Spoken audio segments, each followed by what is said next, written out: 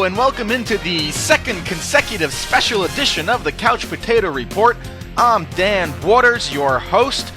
Now for this special edition, I have actually done some research. You see, I'm actually more than just a couch potato watching TV. I did some research for this one. As promised at the end of our Heisman special, I said we would do a nice bowl preview show, looking at all the bowls, some of the interesting ones, of course focusing on the four main ones. So I did that, and I got off my couch, got onto the computer, looked at all the bowl matchups, found all the interesting ones, the ones with the very interesting storylines going into it and whatnot, and I'm putting together this show for you right now. So, let's begin. Okay, so obviously Bowl Week starts this upcoming Saturday, that's December 15th, and as that awesome ESPN jingle always indicates too, you know which one I'm talking about. The that's playing in the background, and it's they're previewing the Capital One Bowl Week and all that. So exciting, so much energy going into it. The culmination of the college football season, and so here we go. I'll give you a little preview. You could go online and look up all the stuff, but why the heck would you do that? You can listen to me. I'm funny. I give some funny, good, commentary on all of them. Hey, it's all for fun, isn't it? Alrighty, so, kicking things off on this Saturday, December 15th, we have the famous Idaho Potato Bowl in Boise. That's going to be Toledo and Utah State. Yeah, really nothing interesting going on football-wise there. I just like the name of that bowl. The famous Idaho Potato Bowl. It's interesting how commercialized the BCS has gotten with these games. We have famous Idaho potatoes now making a bid for these bowls. But hey, it's entertaining. All right. Moving forward, on December 21st, we have Ball State against University of Central Florida. Ball State, that's David Letterman's alma mater. Hey, cool. That is the Beef O'Brady's Bowl down in St. Pete. Yeah, again, nothing much football-wise going on there. Just the name, Beef O'Brady's. Hey, for couch potatoes, we should get some of these Idaho potatoes and this Beef O'Brady's product, and hey, we'd have a very nice meal, wouldn't we?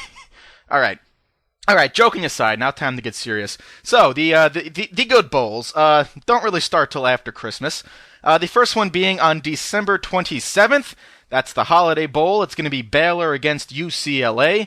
Of course, Baylor knocked off Kansas State a while back. That was in mid-November when Kansas State was number one.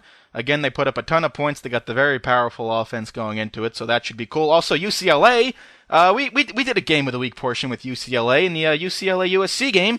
CLA, great team. Their freshman quarterback, Brett Hundley, had a pretty good year, so it'll be good to see how this game works out. A lot of offense in this game. Okay, 2 days later, December 29th, it's the Pinstripe Bowl at Yankee Stadium.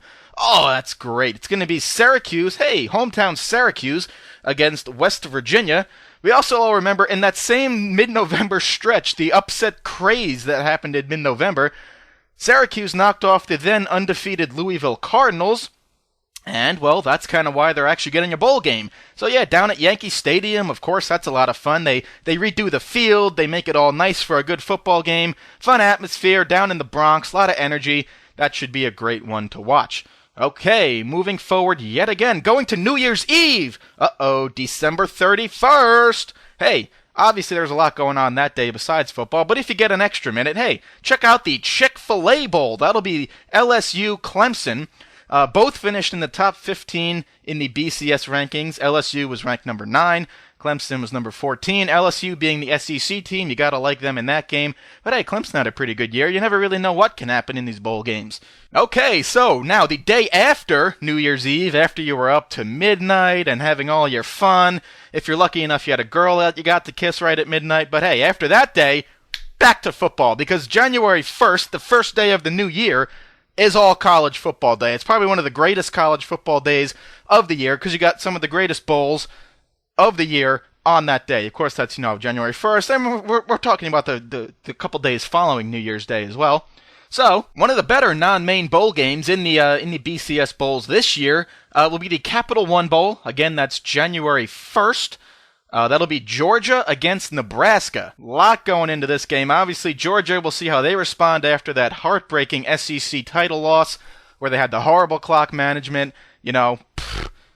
That was tough to watch for Georgia. They're taking on Nebraska, who equally had a horrible title game, conference title game, I should say. Nebraska, they gave up 70 points to Wisconsin in the Big Ten title game. So in this bowl, you got two teams really looking to erase what happened to them in their respective conference games, and perhaps have one lasting good memory for this 2012 college football season. Again, that'll be Georgia, Nebraska. Georgia finished up the year ranked 6th. Nebraska finished up ranked 23rd. That'll be January 1st, the Capital One Bowl.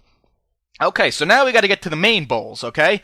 The main 4, or main 5 bowls, really, where all the good teams, the automatic bids, the top rankings basically determine it. So here we go with that. Okay, starting with the Rose Bowl, which is going to be played out in Pasadena, California.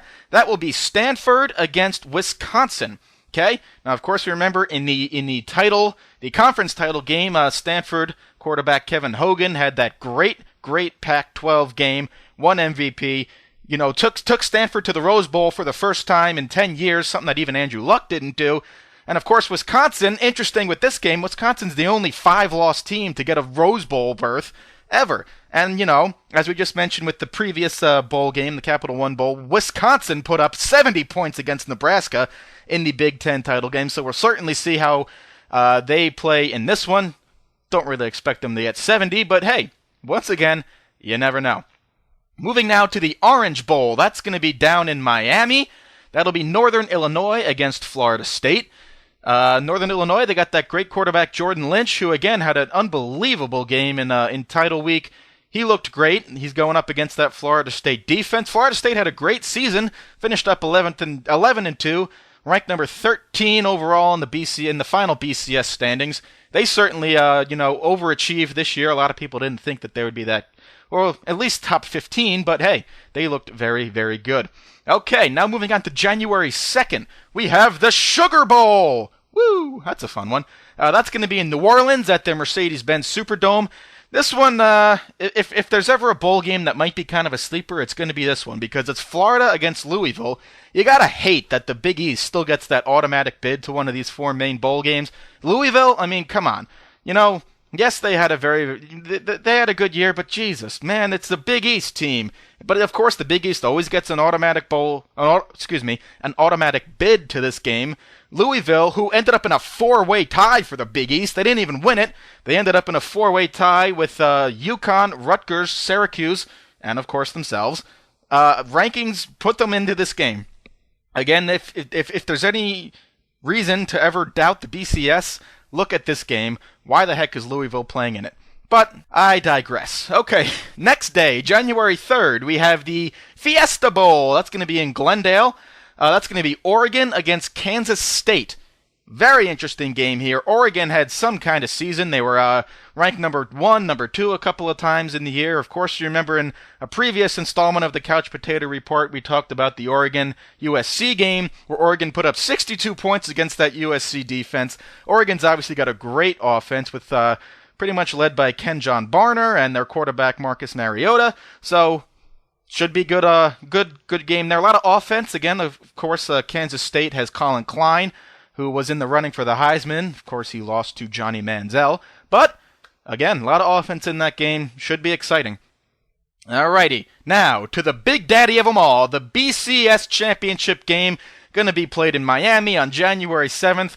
I've already mentioned it probably a good 5 times in all of these Couch Potato Reports, but Alabama against Notre Dame.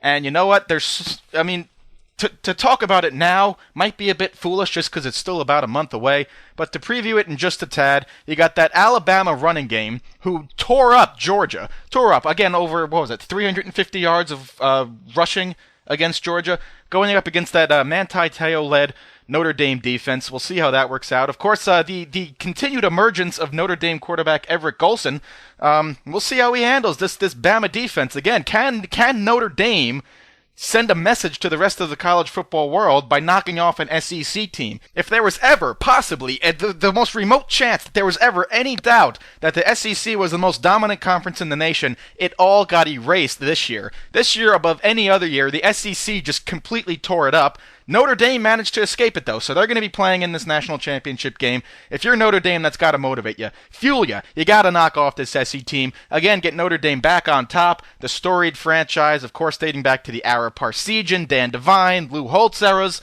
You know what? Maybe with the win in this game, Brian Kelly starts to make his name to be added to that list. He's certainly got a good thing going for him. He's got the young quarterback. He's got a lot of good recruits coming in, so we'll see. But it all starts on January 7th for Notre Dame to send that message that they deserve to be here and that they are again on top.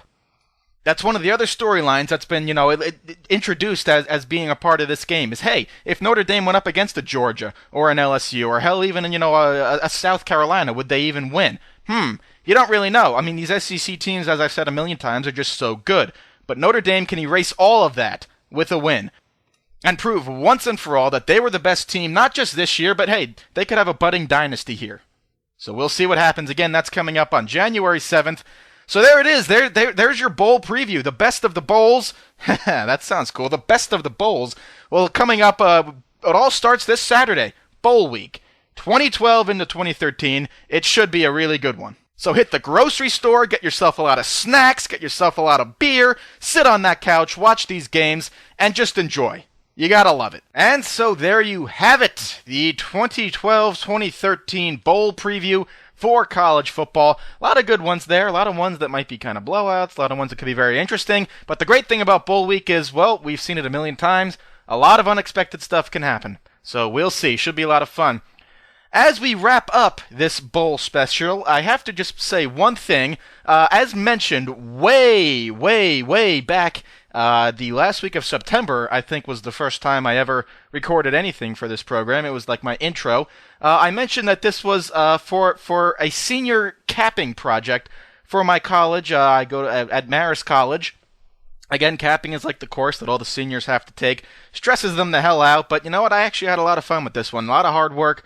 A lot of ups and downs with it, but it was a lot of fun. What I'm saying here is this is it, at least for the purposes of just that. That class, it's December now, the semester's over, that class is over. So all the podcasts up to date will be being submitted for grading, and ultimately I'll be hopefully getting an A on all of this. I think I did a very good job with it. Certainly tried, was a lot of fun. So on that note, I will wrap things up, at least for the last time for this. I've said it a million times. Or no, I actually have not said it a million times in this program. I apologize. I've been saying a million times in class that I would like to keep this going through, well, as long as I really can.